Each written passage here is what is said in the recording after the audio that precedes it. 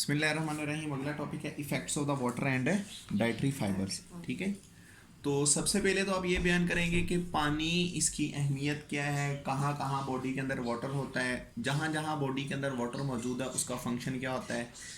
तो वैसे वाटर जो सा होता है इसका काम क्या होता है हमारे बॉडी के अंदर, तो ये आप हर एक चीज़ बयान करोगे। ठीक है, तो आसान सा टॉपिक है बड़ा। तो जिसमें सबसे पहले उन्होंने लिखा हुआ है कि approximately 60% of the adult body जो सा होता है वो कंपोज होता है किसके ज़रिए, वाटर के ज़रिए।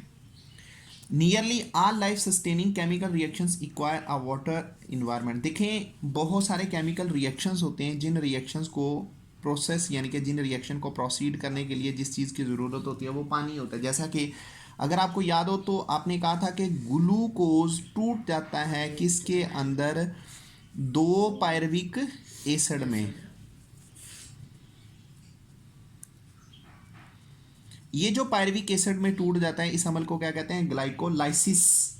तो ग्लाइकोलाइसिस कहाँ हो रही थी, यानी कि ग्लूकोज कहाँ टूट रही थी, साइटोप्लाज्म में। और साइटोप्लाज्म के अंदर क्या होता है, 80% वाटर होता है। तो इसका मतलब है बहुत सारे जो केमिकल रिएक्शंस हैं उन रिएक्शंस के परफॉर्म के लिए भी हमें पानी की ज़रूरत होती है। फिर इसके बाद है वाटर जो सा होता है, बहुत सारे वाटर सोल्यूबल फूड स्टफ होते हैं, उनको एब्जॉर्ब करने के लिए ज़रूरी होता है। यानी कि जो आप खाना खाते हैं उस खाने के अंदर ऐसे फूड पार्टिकल्स होते हैं जो पानी के अंदर हल होके ही आपकी बॉडी के अंदर जाने हैं, जैसे कि मिनरल्स वगैरह। जो मिनरल्स होते हैं आपने पढ़ा है, कुछ माइनर मिनरल्स होते हैं, कुछ मेजर मिनरल्स होते हैं, ये हमेशा आपके बॉडी के अंदर डिसॉल्व स्टेट में ही जाते हैं। तो आपके बॉडी के अंदर वाटर होगा तो ये पानी के साथ मिक्स होकर फिर ही अंदर जाएंगे। ठीक है, इसके बाद है another essential role of the water to maintain the body temperature through the evaporations। जब हमें पसीना आता है तो पसीने के ज़रिए से क्या होता है कि पसीना जब आया उस पसीने के ज़रिए से आपका वो पसीना जो सा था उसके अंदर बेसिकली आयंस होता है और वाटर होता है। आपका पसीना जब इवेपोरेट होता है, बुखारात बन के उड़ता है आपके बॉडी से, तो आपको कौन से इफेक्ट्स मिलते हैं, कूलिंग इफेक्ट्स, ठंडक मिलती है। यानी कि आपके बॉडी को पसीना आ चुका है तो आप वही जो पसीने वाला बॉडी लेके किसी फैन के नीचे बैठ चुके हैं या वैसे खुले एरिया में बैठ चुके हैं जहाँ पर हवा मौजूद होती है, तो हवा जब आपके बॉडी के साथ टच करती है तो वो आपके जिस्म से पानी को उड़ा लेती है। तो जब बॉडी के ऊपर से पानी इवेपोरेट होता है तो आपको जो अब जो इफेक्ट्स मिल रहे हैं वो कौन से हैं, कूलिंग इफेक्ट्स मिलते हैं। तो इससे आपके बॉडी का टेम्परेचर भी नॉर्मल हो जाता है। फिर इसके बाद है अगर ऐसा हो जाए, ये तो था पानी यानी कि जो वाटर है उसकी इंपॉर्टेंस थी, यानी कि बेनिफिशियल था कि पानी जो सा आता है वो ज़रूरी होता है। अगर ऐसा हो जाए कि पानी की बॉडी में कमी हो जाए तो क्या हो, अगर बॉडी के अंदर पानी की सीवियर किस्म की डिहाइड्रेशन हो जाए, इससे आपको कॉन्स्टिपेशन भी हो सकता है, हार्ट की प्रॉब्लम्स भी हो सकती हैं, जिसे कार्डियोवास्कुलर डिसीज कहा जाता है, कार्डियोवास्कुलर डिसऑर्डर्स भी कहा जाता है इसे। ठीक हो गया, तो बहुत सारी इसकी प्रॉब्लम्स हो सकती हैं, कॉन्स्टिपेशंस भी हैं, हार्ट की प्रॉब्लम्स भी हो सकती हैं। बॉडी जो सा होता है इसका जो कलर होता है वो भी फेक होने लगता है। ठीक है, ऐसा लगता है जैसे मुरझाया मुरझाया बॉडी होता है, बॉडी के अंदर प्रॉपर वाटर नहीं होता। ठीक है, स्किन स्कर्वी कंडीशंस होनी शुरू हो जाती हैं, खुश्की यानी कि जो डैंड्रफ होता है वो इंक्रीज होने लग जाता है। तो ये मुख्तलिफ प्रॉब्लम्स हैं किस चीज़ की, वाटर की कमी की वजह से।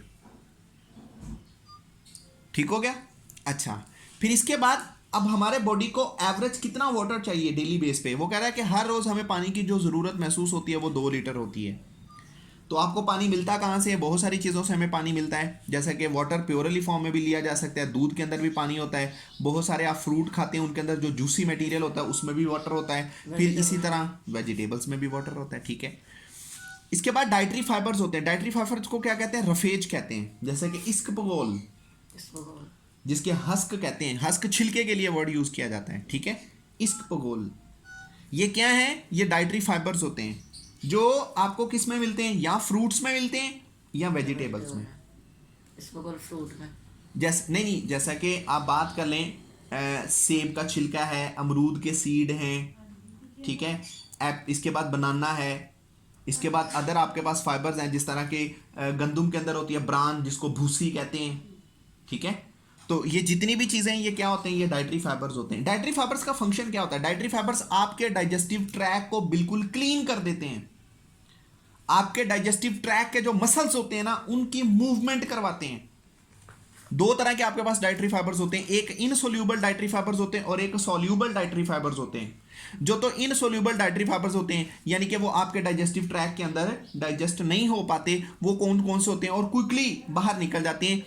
उनके अंदर ब्रान, भूसी, सीरियल्स, बहुत सारी दालें होती हैं और बहुत सारे जो फ्रूट्स होते हैं उनकी स्किन वगैरह या वेजिटेबल्स उनकी स्किन वगैरह।